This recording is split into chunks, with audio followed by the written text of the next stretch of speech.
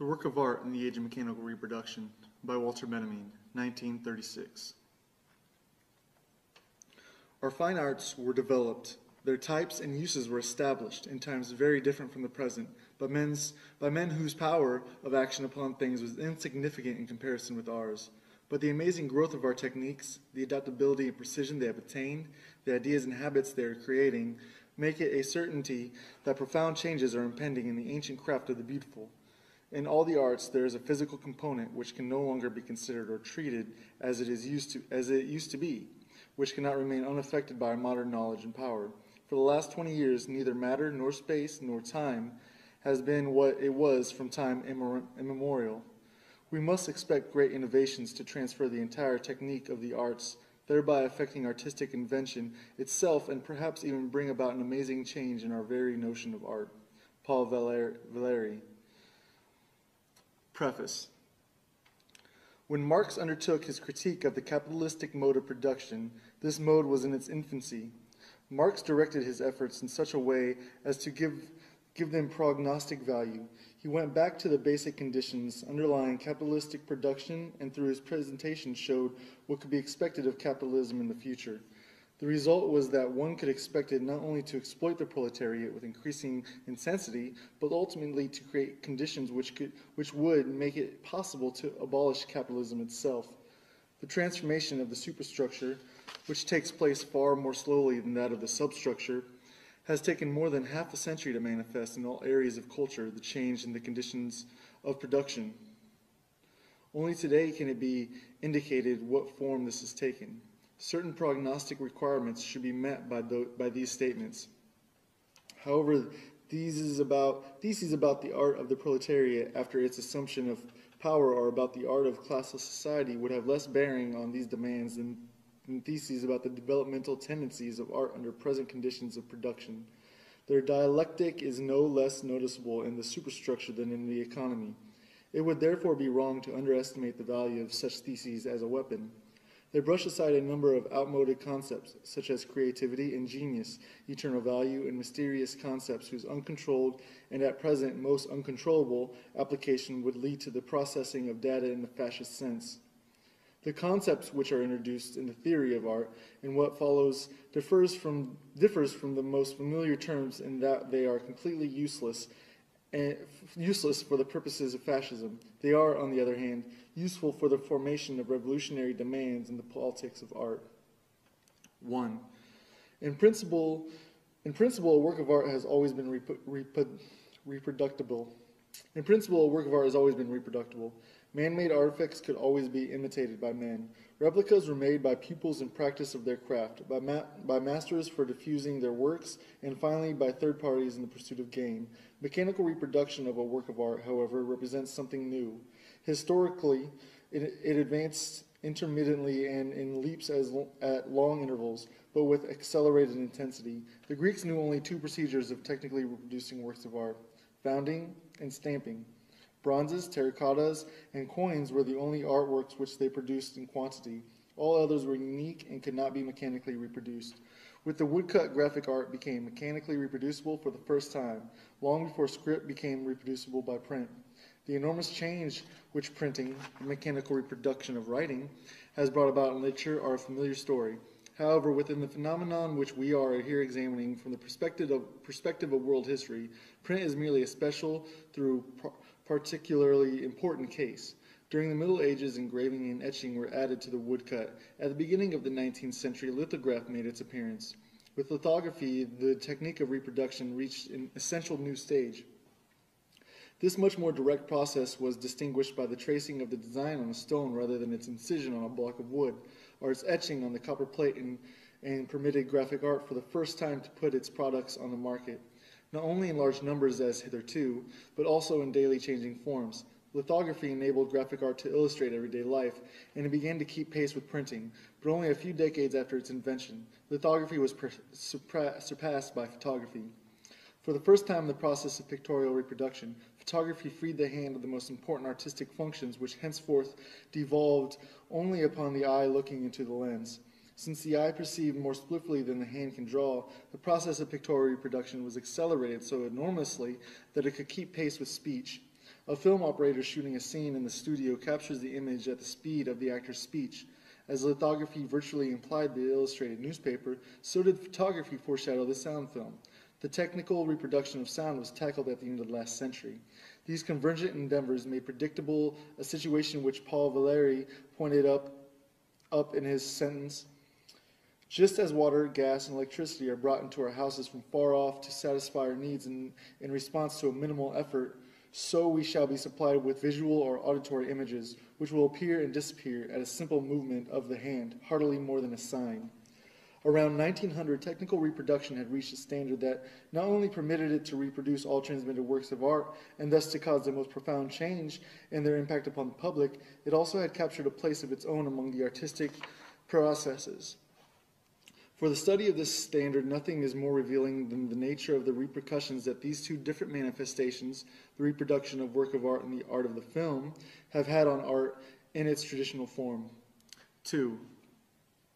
Even the most perfect reproduction of a work of art is lacking in one element: its presence in time and space, its unique existence at the place where it happens to be. This unique existence of the work of art determines the history to which it's subject throughout the time of its existence. This includes the changes which it may have suffered in physical condition over the years, as well as various changes in its ownership. The traces of the first can be revealed only by chemical or physical analysis, which is impossible to perform on reproduction. Changes of ownership are subject to a tradition which must be traced from its situation of the original, The presence of the original is the prerequisite to the concept of authenticity. Chemical analysis of the patina of a bronze can help to establish this, as does the proof that a given manuscript of the Middle Ages stems from an archive of the 15th century. The whole sphere of authenticity is outside technical, and of course not only technical, reproducibility. Confronted with its manual reproduction, which is usually branded as a forgery, the original preserved all its authority. Not so vis-a-vis forgery. Confronted with its manual reproduction, which was usually branded as a forgery, the original preserved all its authority. Not so vis-a-vis technical reproduction. The reason was twofold.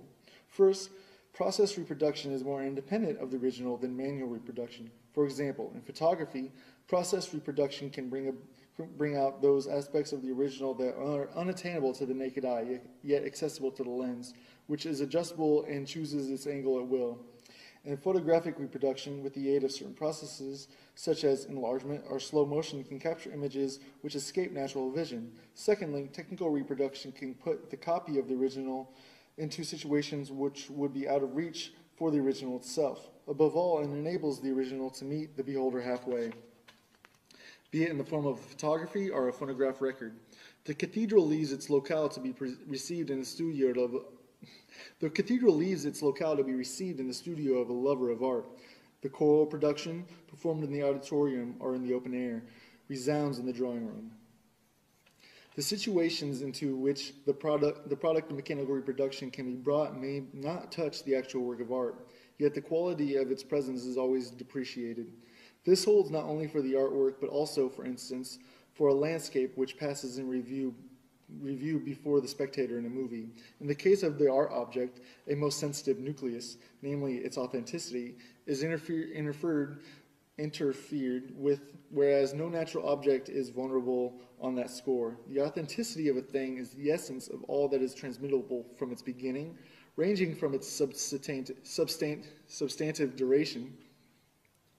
The authority of a thing is the essence of all that is transmittable from its beginning, ranging from its substantive duration to its testimony to the history which it has experienced.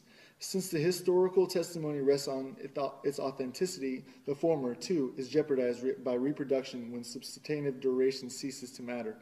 And what is really jeopardized when the historical testimony is affected is the authority of the object. One might subsume the elimination element in the term aura. One might subsume the eliminated element in the term aura and go on to say that which withers in the age of mechanical reproduction is the aura of the work of art. This is the symptomatic process whose significance points beyond the realm of art. One might generalize by saying the technique of reproduction detaches a reproduced object from the domain of tradition. By making many reproductions, it substitutes a plurality of copies for a unique existence. and in permitting the reproduction to meet the beholder or listener in his own particular situation, it reactivates the object reproduced. These two processes lead to a tremendous shattering of tradition, which is the obverse of the contemporary crisis and renewal of mankind. Both processes are intimately connected with the contemporary mass movements. Their most powerful agent is film. Its social significance, particularly in its most positive form, is inconceivable without its destruction, cathartic aspect, that is, the liquidation of the traditional value of the cultural heritage. This phenomenon is most palpable in the great historical films. It extends to ever new positions. In 1927, Abel Gance exclaimed enthusiastically, "Shakespeare, Rembrandt, Beethoven will make films, all legends, all mythologies, and all myths. All founders of religion and the very religions await their exposed resurrection, and the heroes crowd each other at the gate." Presumably without intending it, he issued an invitation to a far-reaching liquidation.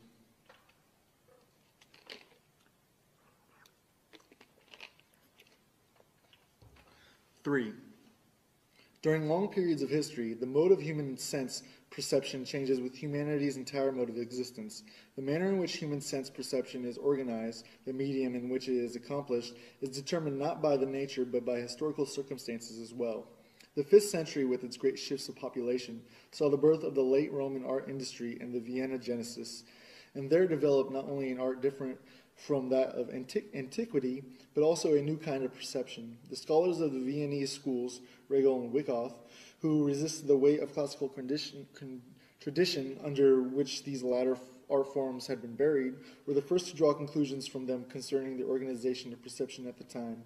However far-reaching their insight, these scholars limited themselves to showing the significant formal hallmark which characterized perception in the late Roman times. They did not attempt and, perhaps, saw no way to show the social transformations expressed by these changes of perception. The condition of an analogous insight are more favorable in the present. If changes in the medium of contemporary perception can be comprehended as decay of the aura, it is possible to show its social causes.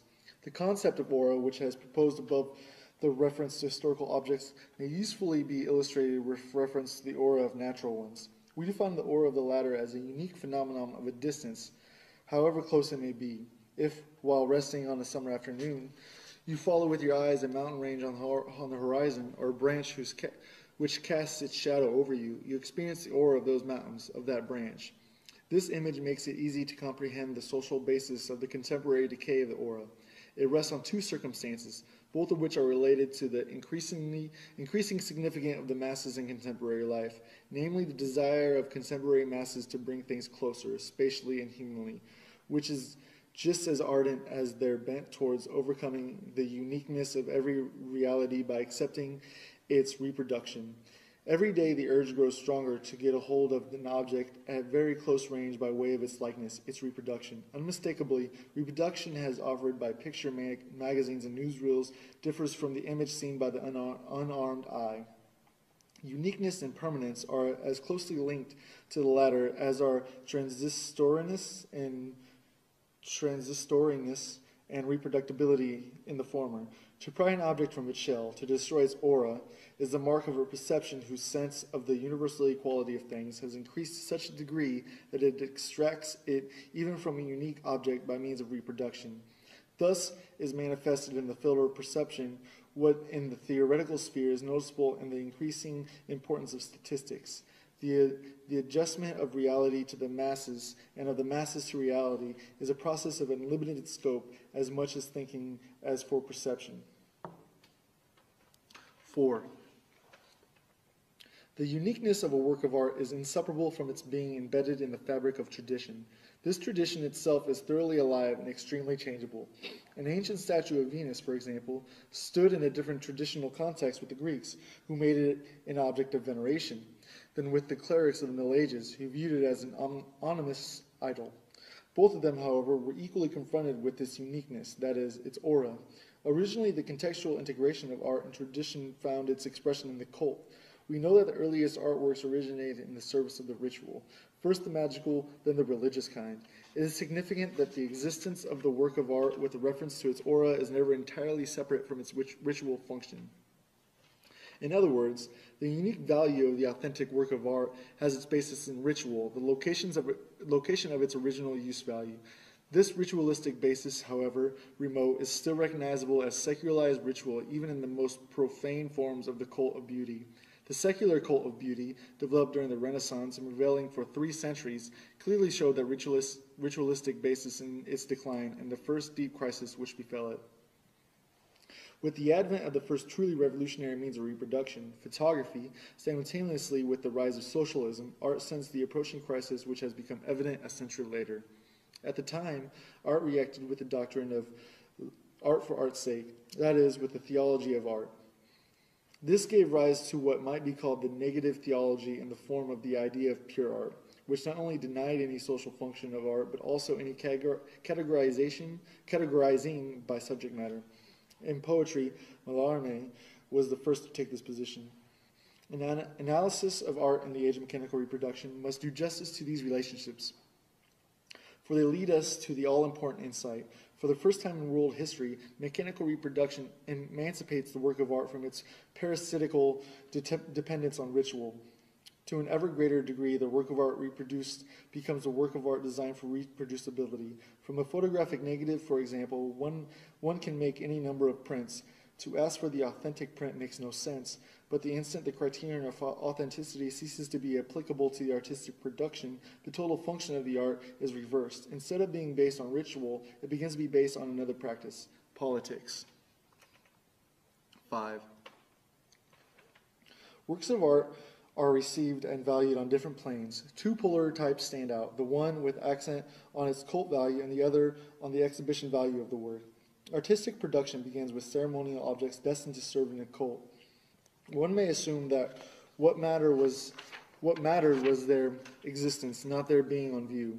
The elk portrayed by the man of the Stone Age on the wall of his cave was an instrument of magic. He did expose it to his fellow man, but in the main it was meant for the spirits. Today the cult value would seem to demand that the work of art remain hidden. Certain statues of gods are accessible only to the priests in the cella. Certain Madonnas remain covered nearly all year round. Certain sculptures on medieval cathedrals are invisible to the spectator on ground level. With the emancipation of the various art practices from ritual go increasing opportunities for the exhibition of their products. It is easier to exhibit a portrait bust that can be sent here and there than to exhibit the statue of a divinity that has its fixed place in the interior of a temple. The same holds for the painting as against the mosaic or fresco that preceded it. And even though the public presentability of a mass originality may have been just as great as that of a symphony, the later originated at the moment when its public presentability promised to surpass that of the mass. With the different methods of technical reproduction of a work of art, its fitness for exhibition increased to such an extent that the quantitative shift between the 2 poles turned into a qualitative transformation of its nature. This is comparable to the situation of the work of art in prehistoric times when, by the absolute emphasis on its cult value, it was first and foremost an instrument of magic. Only later did it come to be recognized as a work of art. In the same way today, by the absolute emphasis on its exhibition value to the work of art becomes creation with entirely new functions, among which the one we are conscious of, the artistic function, later may be recognized as incidental. This much is certain. Today, photography and film are the most serviceable exemplifications of this new function. 6. In photography, exhibition value begins to displace cult value all along the line. The cult value does not give way without resistance. It retires into the ultimate retrenchment, the human countenance. It is no accident that the portrait was the focal point of early photography. The cult of remembrance of loved ones, absent or dead, offers a last refuge for the cult value of the picture. For the last time, an aura emanates from the early photographs into the fleeting expressions of a human face. This is what constitutes their melancholy, incomparable beauty. But as man withdraws from the photographic image, the exhibition value for the first time shows its superiority to the ritual value. To have pinpointed this new stage constitutes the incomparable significance of Atget, who around 1900 took photographs of deserted Paris streets. It has quite justly been said of him that he photographed them like scenes of crime. The scene of a crime, too, is deserted. It is photographed for the purpose of establishing evidence. With Atget, Photographs became standard evidence for historical occurrences and acquired a hidden political significance. They demand a specific kind of approach. Free-floating contemplation is not appropriated to them. They stir the viewer. He feels challenged by them in a new way. At the same time, picture magazines begin to put up signposts for him. Right ones or wrong ones, no matter. For the first time, captions have become obligatory, and it is clear that they have an altogether different character than the title of a painting. The directives which the caption give to those looking at pictures in illustrated magazines soon became even more explicit and more imperative in the film, where the meaning of each single picture appears to be prescribed by the sequence of all preceding ones. 7. The 19th century dispute as to the artistic value of painting versus photography today seems devious and confused. This does not diminish its importance. However, if anything, it underlines it. The dispute was in fact the symptom of a historical transformation, the universal impact of which was not realized by either of the rivals. When the age of mechanical reproduction separated art from its basis and cult, the semblance of its autonomy disappeared forever. The resulting change in the function of art transcended the perspective of the century. For a long time, it even escaped that of the 20th century, which experienced the development of the film.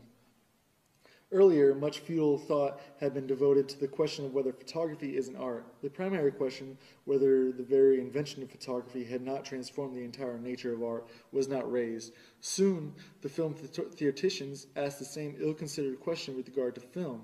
But the difficulties with which photography caused traditional aesthetics were mere child's play as compared to those raised by the film. Whence the insensitive and forced character of early theories of the film. Abel Gance, for instance, compares the film with hieroglyphics. Here, by a remarkable regression, we have come back to the level of expression of the Egyptians. Pictorial language has not yet matured because our eyes have not yet adjusted to it. There is yet insufficient respect for insufficient cult of what is expressed. Or, in the words of Sven Mars, what art has been granted to a dream more poetical and more real at the same time. Approached in this fashion, the film might represent an incomparable means of expression. Only the most high-minded persons in the most perfect and mysterious moments of their lives should be allowed to enter its ambience. Alexander Arnault concludes his fantasy about the silent film with the question, do not all the bold descriptions we have given amount to the definition of prayer? It is instructive to note how their desire to class the film among the arts forces these theoreticians to read ritual elements into it with a striking lack of discretion. Yet when these speculations were published, films like L'Opinion Publique and The Gold Rush have already appeared. This, however, did not keep Abel Gance from adducing hieroglyphics for purposes of comparison, nor Severin Mars from speaking of the film as one might speak of paintings by Fra Angelico. Characteristically, even today, ultra-reactionary authors give the film a similar contextual significance, if not an outright sacred one, then at least a supernatural one. Commenting on Marx Reinhold's film version of A Midnight Summer's Dream, Werfel states that undoubtedly it was the sterile copying of the exterior world with its streets, interiors, railroad stations, restaurants, motorcars, and beaches, which until now had obstructed the elevation of the film to the realm of art. The film has not yet realized its true meaning, its real possibilities. These consist in the unique faculty to express by natural means, and with incomparable persuasiveness, all that is fairy-like, marvelous, supernatural.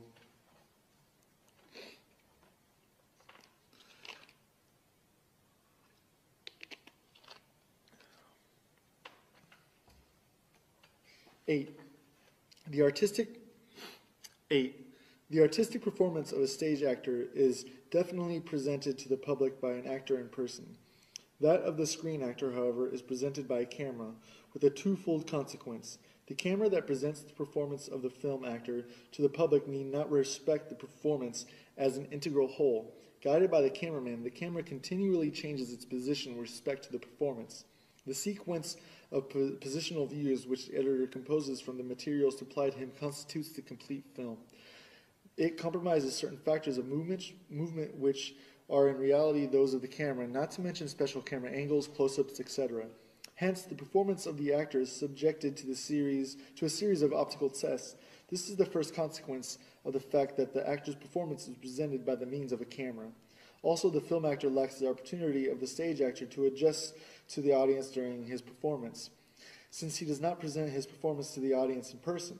This permits the audience to take the position of a critic without experiencing any personal contact with the actor.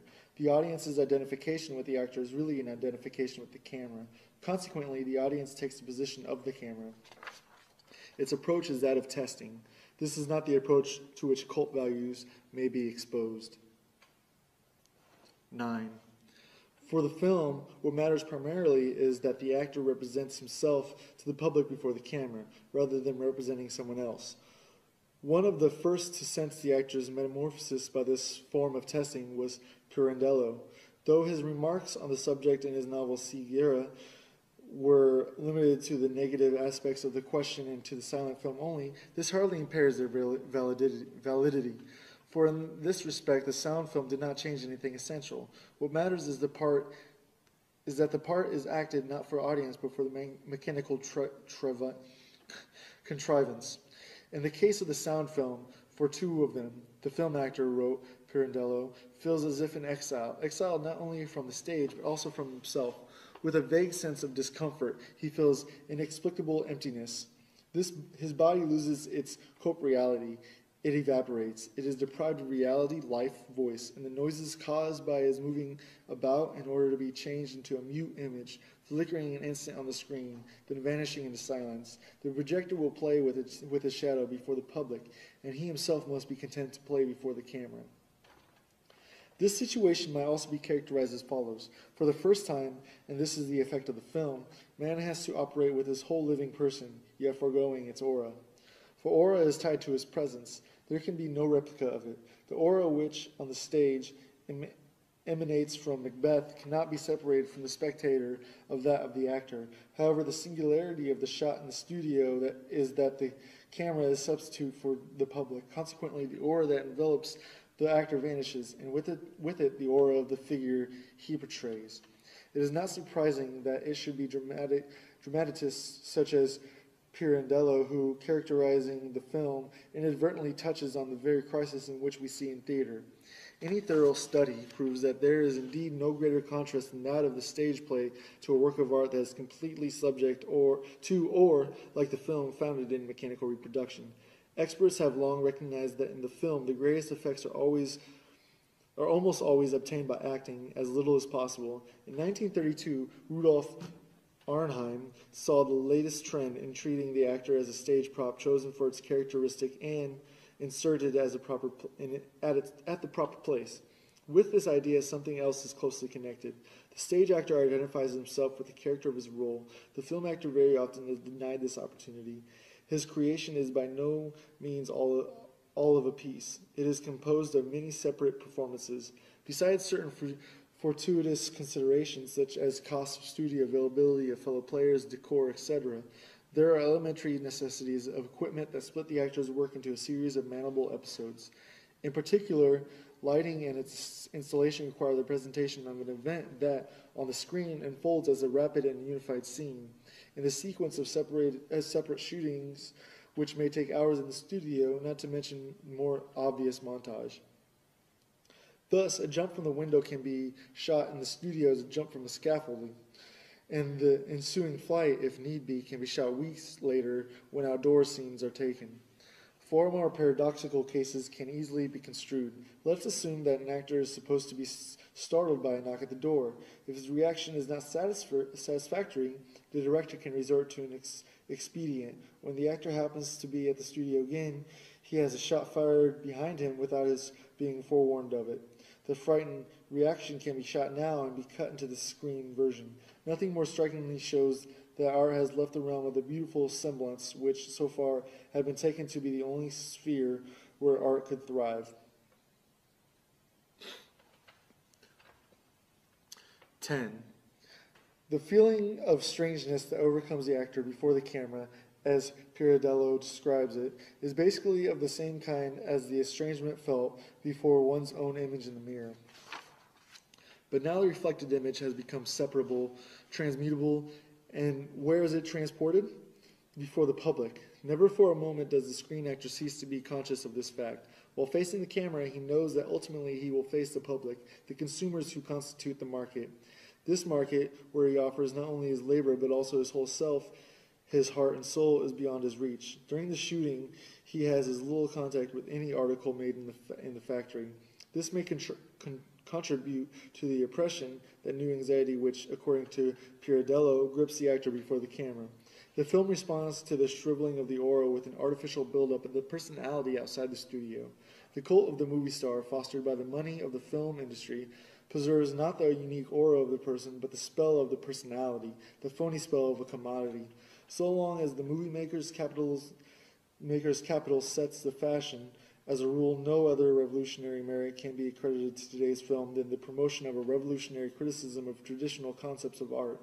We do not deny that in some cases today's films can also promote revolutionary criticism of social conditions, even of the distribution of property. However, our present study is no more significantly concerned with this than is the film production of Western Europe.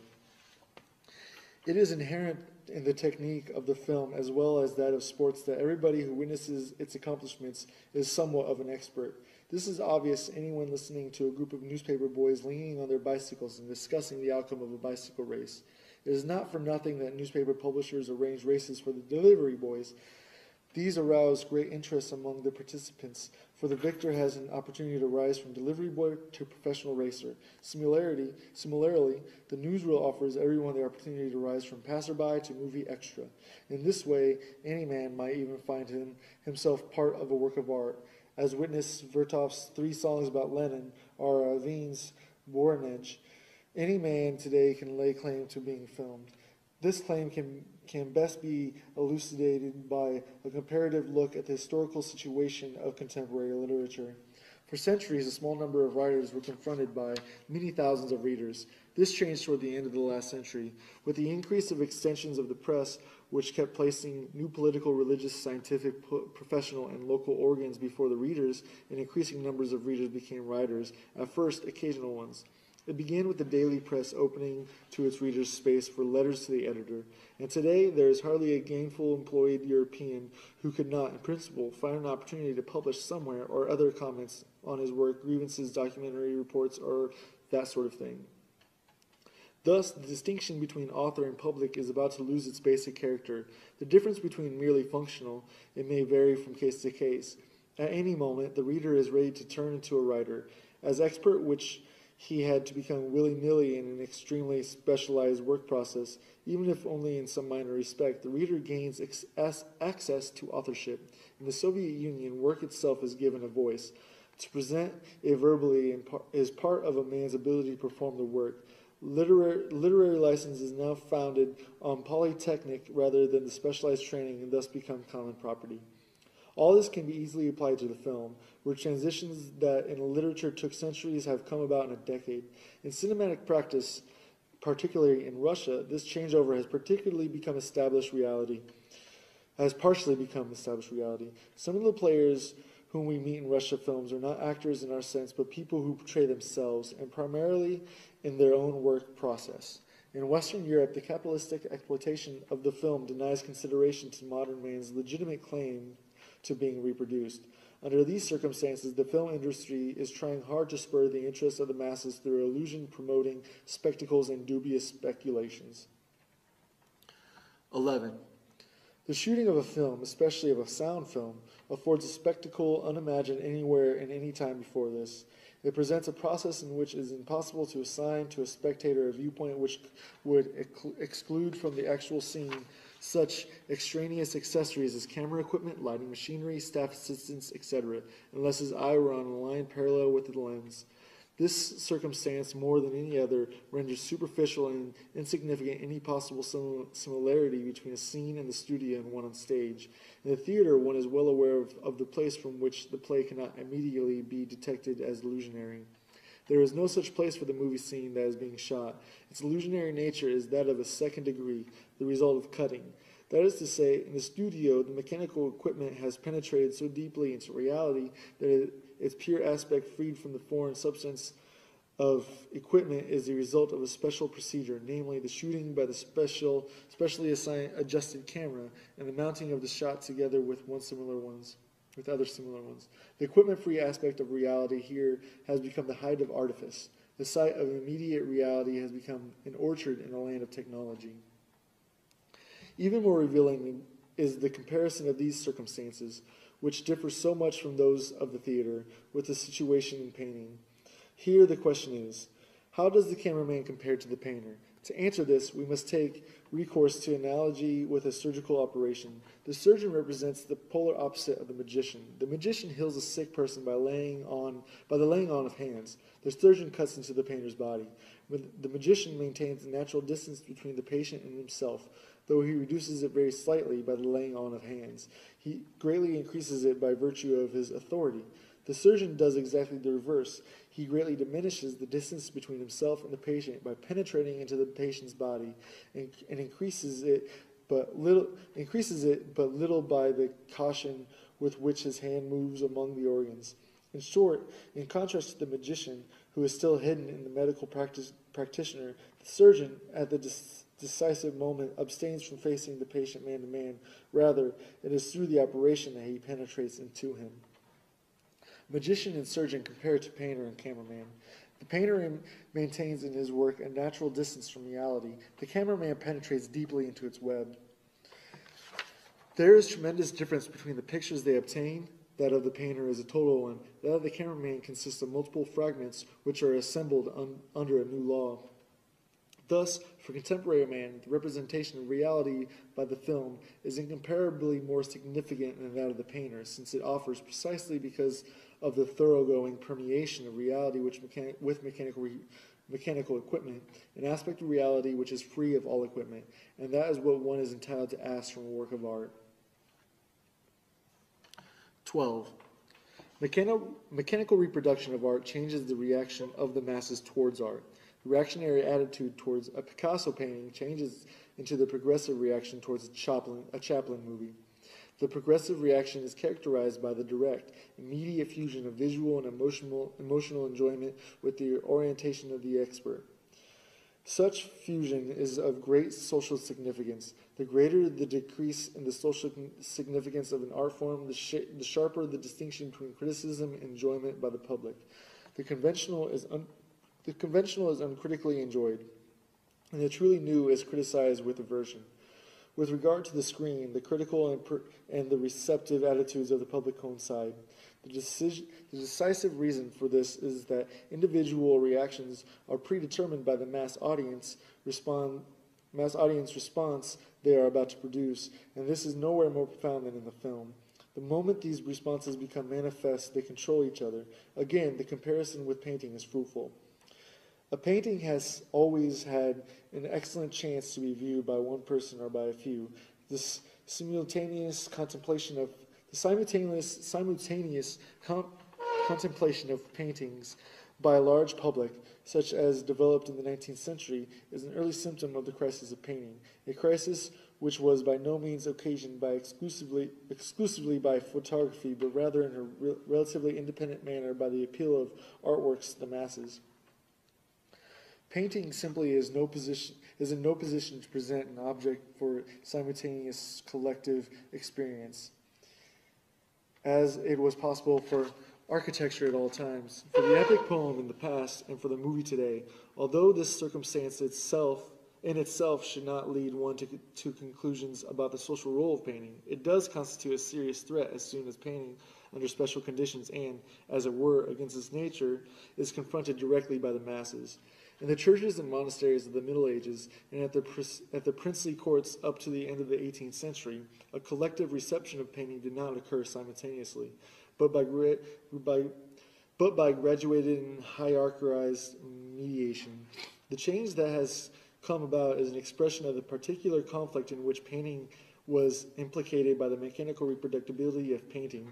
Although paintings began to be publicly exhibited in galleries and salons, there was no way for the masses to organize and control themselves in their reception. Thus, the same public which responds in a progressive manner towards a grotesque film is bound to respond in a reactionary manner to the surreal. 13. The characteristic of the film lie not only in the manner in which man presents himself to mechanical equipment, but also in the manner in which, by means of his apparatus, man can represent his environment. A glance at occupational psychology illustrates the testing capacity of the equipment. Psychoanalysis illustrates it in a different perspective. The film has enriched our film of perception with methods which can be illustrated by those of Freudian theory. 50 years ago, a slip of the tongue passed more or less unnoticed. Only exceptionally may such a slip have revealed dimensions of depth in a conversation which had seemed to be taking its course on the surface. Since the psychopathology of everyday life, things have changed. This book isolated and made analyzable things which had heretofore floated along unnoticed in the broad stream of perception. For the entire spectrum of optical and now also acoustical perception, the film has brought about a singular deepening of a perception. It is only an obverse of this fact that behavior items shown in a movie can be analyzed much more precisely and from more points of view than those presented on paintings or on the stage. As compared with painting, film behavior lends itself more readily to analysis because of its incomparably more precise statement of the situation. In comparison with the stage scene, the film behavior item lends itself more readily to analysis because it can be isolated more easily. This circumstance derives its chief importance from its tendency to promote a mutual penetration of art and science. Actually, of a screen behavior item which is neatly brought out in a certain situation, like a muscle of a body, it is difficult to say which is more fascinating, its artistic value or its value for science. To demonstrate the identity of the artistic and scientific uses of photography, which heretofore usually were separated, will be one of the revolutionary functions of the film. By close-ups of the things around us, by focusing on hidden details of familiar objects, by exploring commonplace milieus under the ingenious guidance of the camera, the film, on the one hand, extends our comprehension of the necessity which rule our lives. On the other hand, it manages to assure us of an immense and unexpected field of action. Our taverns and our metropolitan streets, our offices and furnished rooms, our railroad stations and our factories appear to have us locked up hopelessly. Then came the film and burst this prison world asunder by the dynamite of the 10th of a second, so that now, in the midst of its far-flung ruins and debris, we calmly and adventurously go traveling. With the close-up, space expands. With slow motion, movement is extended. The enlargement of a snapshot does not simply render more precise what in any case was visible, though unclear. It reveals entirely new structural formations of the subject.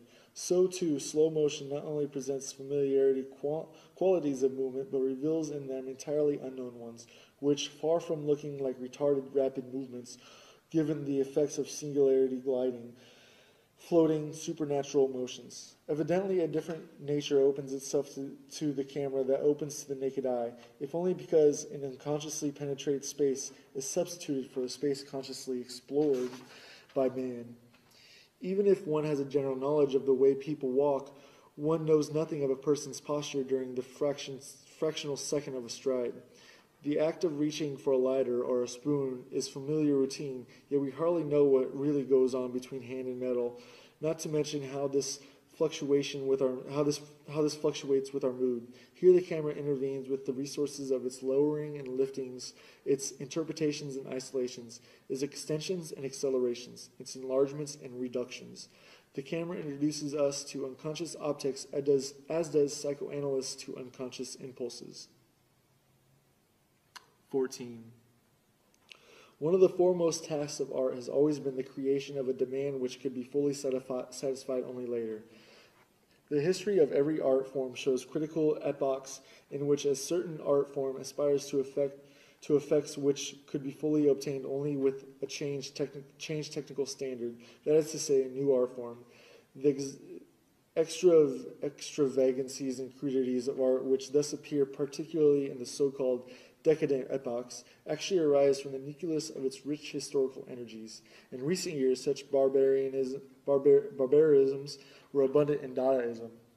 It is only now that its impulses become discernible. Dadaism attempted to create by pictorial and literary means the effects which the public today seeks in the film. Every fundamentally new, pioneering creation of demand will carry beyond its goal.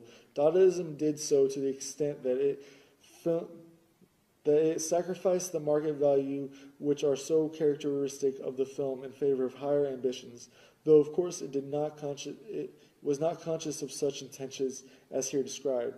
The Dadaists attach much less importance to the sales value of their work than to its uselessness for contemplative immersion.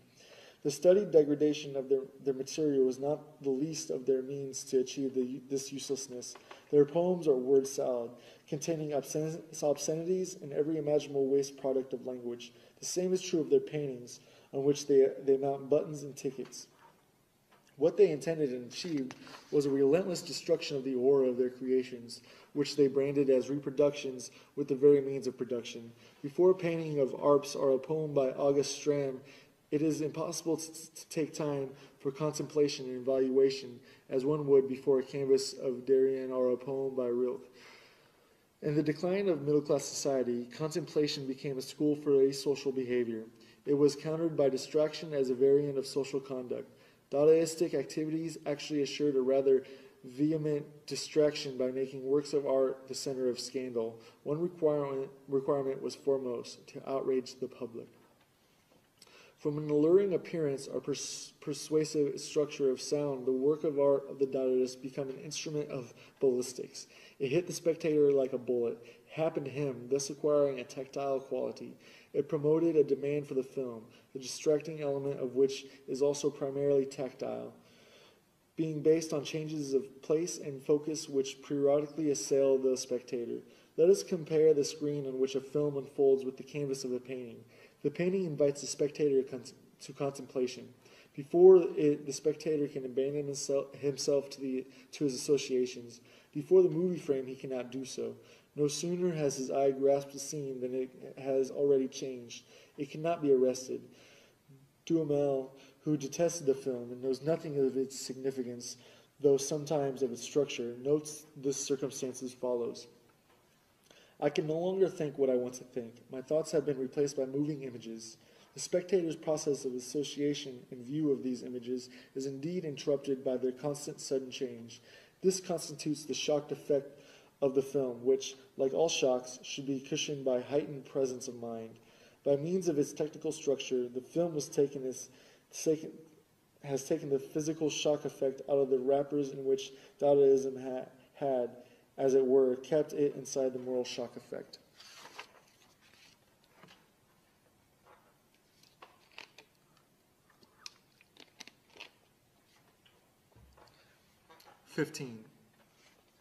The mass is a matrix from which all traditional behavior toward works of art issues today in a new form.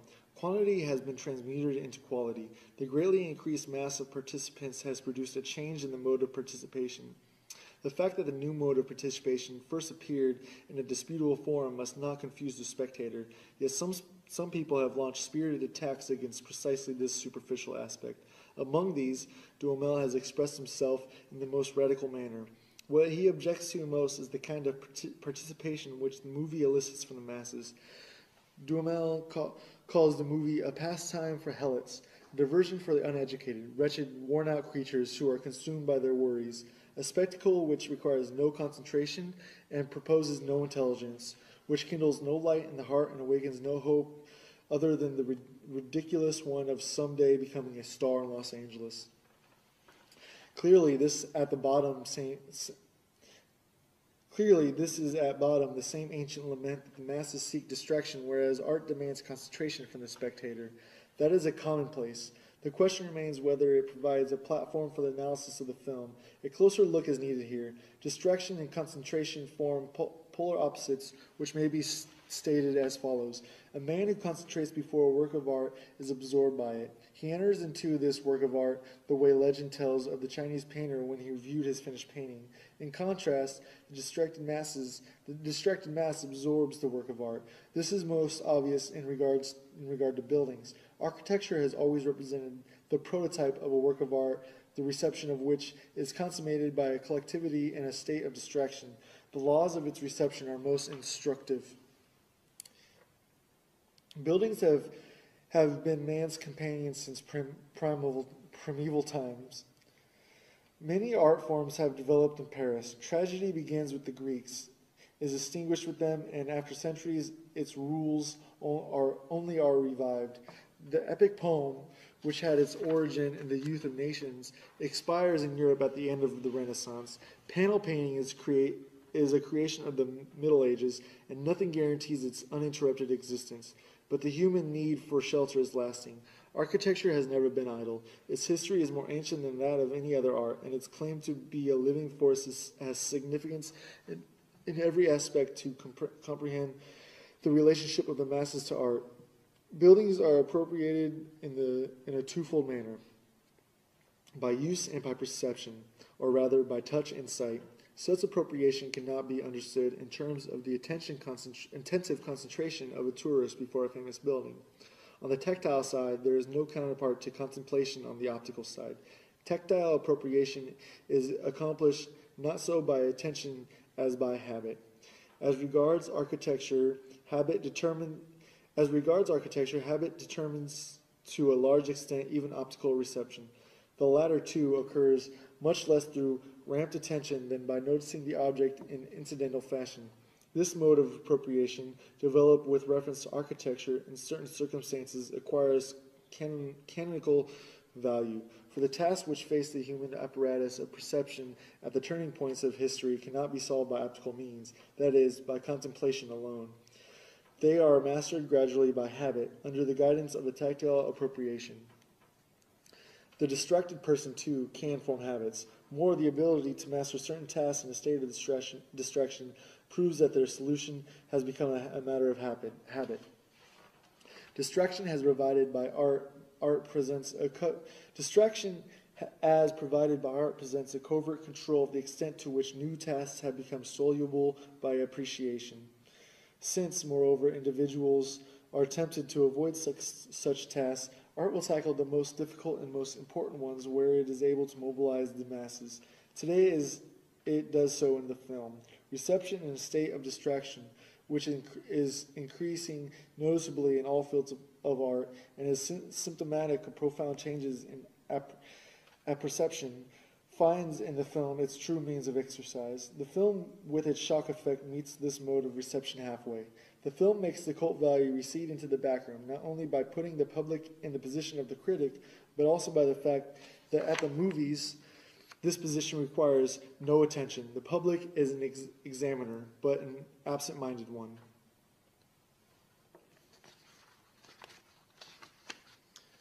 Epilogue. The growing proletarialization of modern man and the increased formation of masses are two aspects of the same process.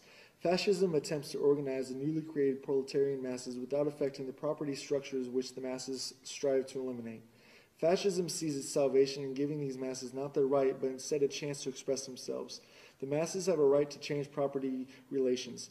Fascism seeks to give them an expression while preserving property. The logical result of fascism is the introduction of aesthetics into political life.